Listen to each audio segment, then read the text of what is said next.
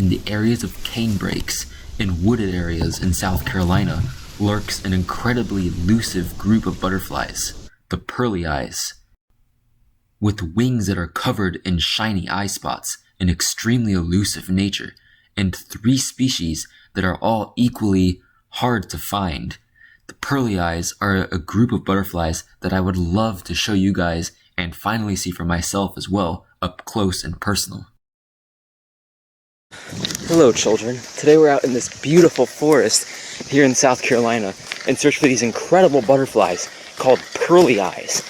Now, there's a whole genus of those, but the 3 species here in South Carolina are very similar to one another and extremely hard to tell apart. I bet you that in this wooded area there are also so many really interesting species of insects. I bet you will find some cool robber flies, some cool dragonflies. Who even knows? This forest is pretty big. There could be some really interesting habitat in here, so let's see what all we could find. Check out this beautiful swampy habitat that's right in the middle of here. I had no clue while coming here that we would come across this absolutely gorgeous swamp habitat. I thought this was just a wooded area, but I'm getting surprised here. We're gonna see if we could find maybe like some Enodia in here. This looks like great habitat for some cool dragonflies, damselflies, frogs, I don't know. Let's see what all. I like for swamp spreadwing.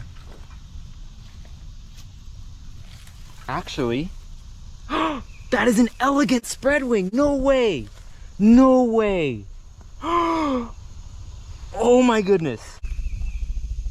All right, children, this is absolutely crazy.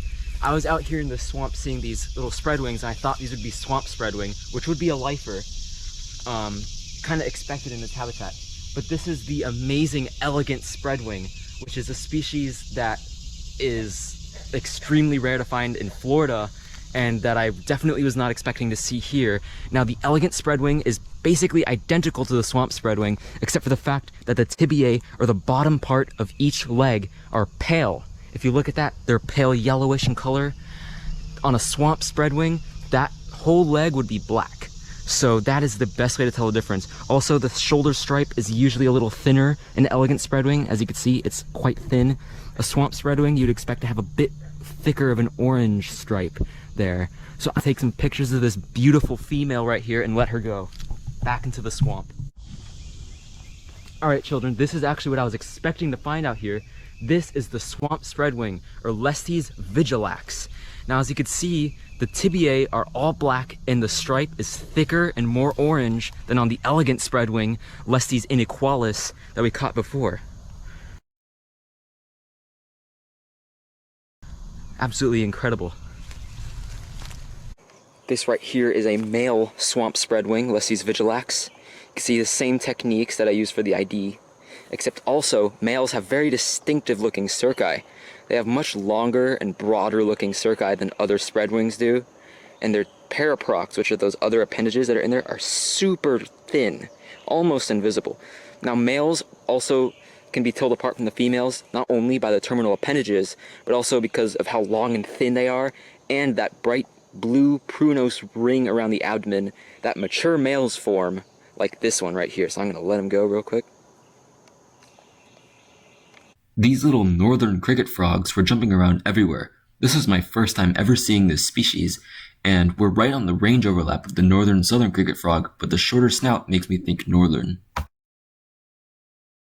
While the biodiversity of this swampy area was amazing, this is not the right habitat to look for Pearly-Eyes in. Hopefully, a walk deeper into the drier parts of this forest will yield some cool butterflies. This part of the area is just full of these intertwining branches and sticks, which is a perfect place to find some really strange robberflies like this lifer Omatius gemma. This robberfly is actually much tinier looking in the field than I expected it to be just from looking at pictures. The pale yellowish colored legs, as well as the standing bristles on the scutellum, or that bump on the thorax, makes for the ID. Just right next to the Omatius gemma, though, is this even weirder robberfly called Psilonyx annulatus. This guy is a male and a member of the group Leptogastrinae, which is an entire subfamily of robberflies that have this weird spindly appearance. Psilonyx annulatus is distinctive among all the other Leptogastrinae by the pattern on the legs. This one right here is a female, but the leg pattern is consistent on both sexes. As you can see, on the hind tibiae, or the bottom part of each back leg, there are 5 bands. It goes black, white, black, orange, black. No other Leptogastrinae in range is like this. As you can see, the females of this species are larger and more bulky in appearance. Check this out. There is a female Psilonyx annulatus, as you can see, a little bit thicker looking at the end of the abdomen. And right above it, a male Psilonyx annulatus, which you can see the distinctive terminal appendages of this species. At first glance, this might just look like another Psilonyx annulatus, but if you look even closer, the hind tibiae are just bicolored. It is a dark and pale area. There is no 5 bands, meaning that this is not Psilonyx annulatus. This is unmistakably in the subfamily Leptogastrinae based on the weird, thin appearance. Based on the overall body shape, leg structure, and the look of the antennae, this is definitely in the genus Leptogaster.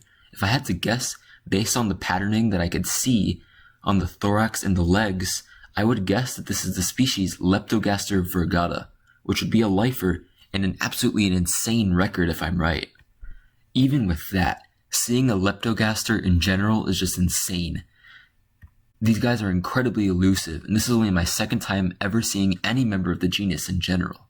This massive dragonfly right here in these bushes is my lifer Fawn Darner, which is a very distinctive species in terms of color pattern, with a mix of that very dark brown base color and those 2 extremely contrasting bright yellow spots on each side of the thorax, make this an almost unmistakable species, at least where I am right now.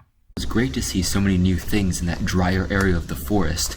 The lack of canebrakes on the ground made it almost impossible to find Pearly-Eyes, but now we seem to have finally found the right kind of area to find these incredibly elusive butterflies. Pine trees above and the canebrakes below will make for great shade for these shadow-dwelling butterflies. And finally, right here, we have ourselves a lifer Creole Pearly-Eye. This is one of the 3 species that could be found here in South Carolina. Now, southern Pearly-Eye could be eliminated by the antennal clubs being black. Now, it's a little tricky to eliminate northern Pearly-Eye. However, if you look at the lines near the top of the forewings, they are zigzagged at the top. That area would be much more smoothly curved in a northern Pearly-Eye. This is absolutely incredible. Check this out. This is my lifer southern Pearly-Eye. As you can see, the bright yellow coloration on the antennae is reaching all the way up to the antennal clubs, making it kind of stick out a lot more than the Creole Pearly-Eye. The southern Pearly-Eye is also a lot paler in appearance and has a bit more white on the belly. Even though the 3 species are incredibly hard to tell apart, they're absolutely gorgeous. If you enjoyed this adventure and finally coming across these amazing Pearly-Eye butterflies, then you'll love watching this video about this absolutely tiny grasshopper that might be living under your feet.